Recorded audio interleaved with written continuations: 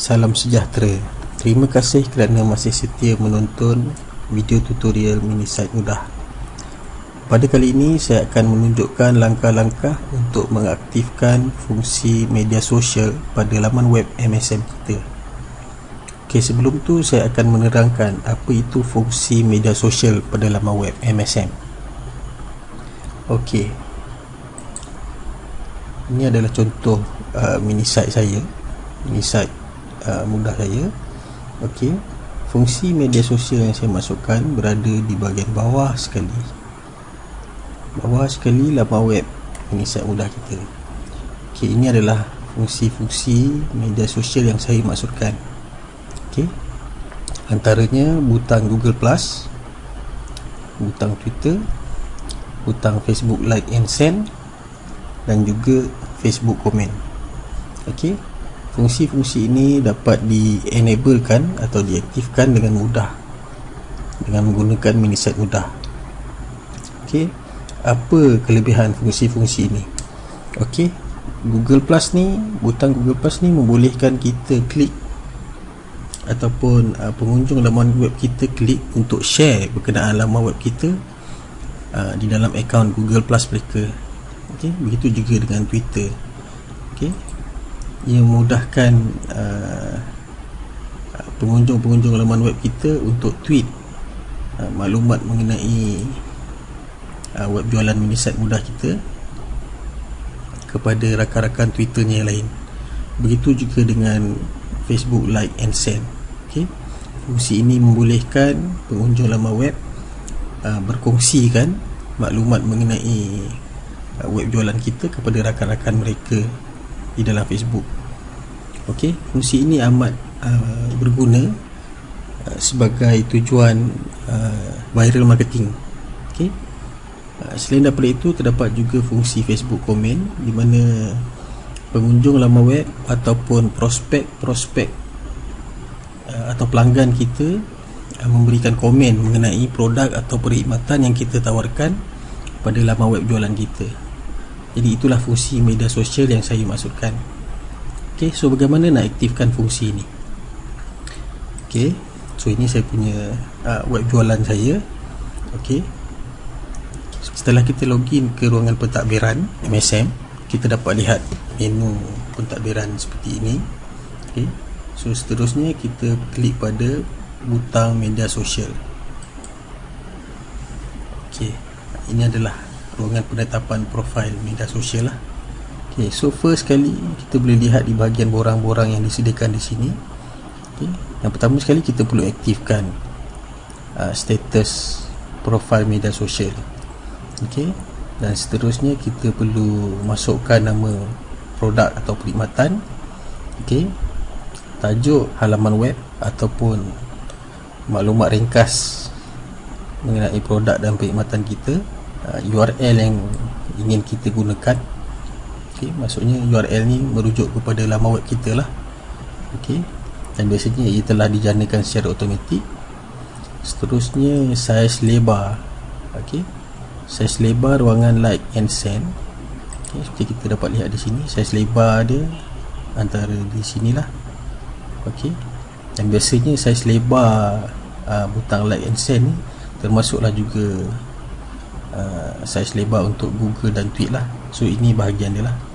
Kalau kita nak kecilkan lagi, so kita boleh set saiznya di sini. Okey, seterusnya gambar. Okey, gambar ni adalah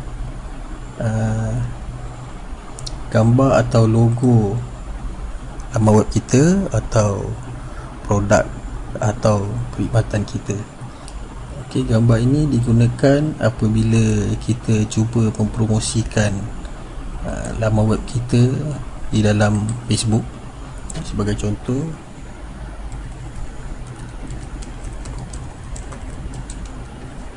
okey, so inilah yang saya masukkan.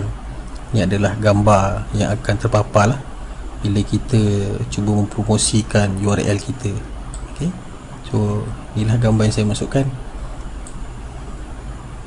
Okey, nama produk merujuk kepada bahagian ini. Okay. Seterusnya tajuk halaman web ni merujuk kepada maklumat ringkas di sinilah. Okey. So itulah yang saya masukkan. Seterusnya kita perlu masukkan ID pentadbir. Okey, ID pentadbir ni jika kita ada fanpage ataupun kita ada Facebook apps, kita boleh masukkan ID pentadbir tu di sini. ID pentadbir tu boleh merujuk kepada nombor ID ataupun username kita pada Facebook. Okay. Sebagai contoh, username saya pada Facebook ialah Abang Yasir. So kita boleh masukkan ID kita di sinilah. Okay. Sebagai contoh, saya punya Abang Yasir. So kita boleh masukkan di ruangan ini. Okay. Kita juga boleh masukkan ID Facebook apps kita di sini jika kita ada Facebook apps. Okay. Ruangan ini tidak wajib. Okay. Yang paling penting di sini adalah ID pentadbir. Okay. ID pentadbir ni perlu kita masukkan supaya kita boleh moderate komen yang dihantar ataupun yang dibuat oleh pengunjung-pengunjung laman web kita lah. Okay. Sebagai contoh, kita ada button X ni, kita boleh komen lah. Okay.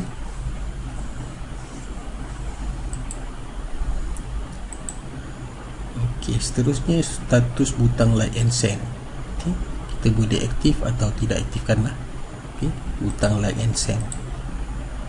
Butang like and send tu yang di sini. Okay.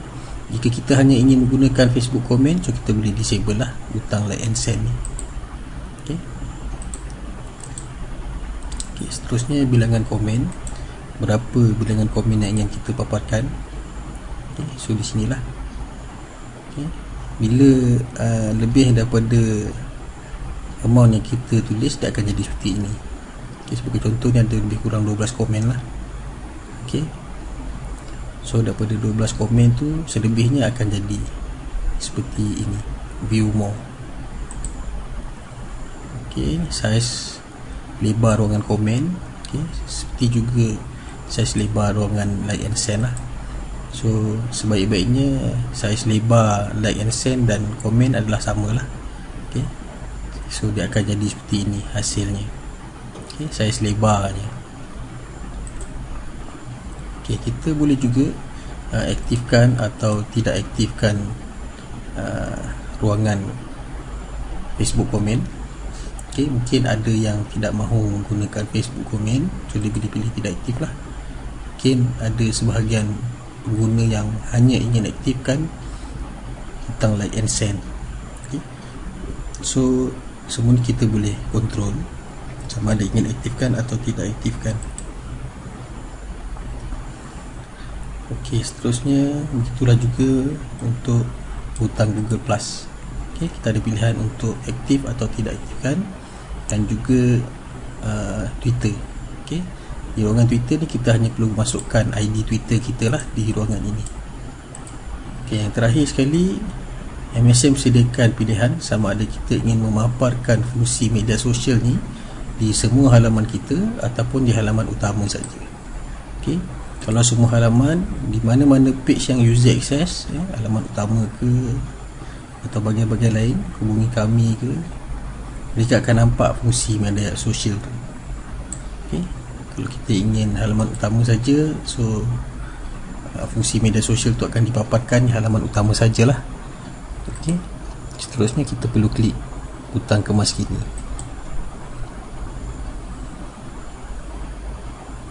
Okay. Setelah diaktifkan, kita boleh tengok hasilnya. Okay, kita tak nampak di page ni sebab kita di halaman utama saja. Kita pergi ke halaman utama.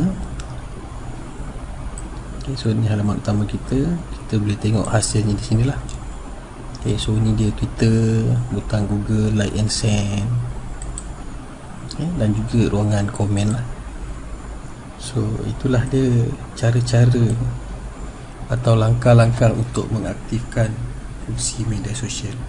Terima kasih kerana menonton. Sekian. Wassalamualaikum warahmatullahi taala wabarakatuh.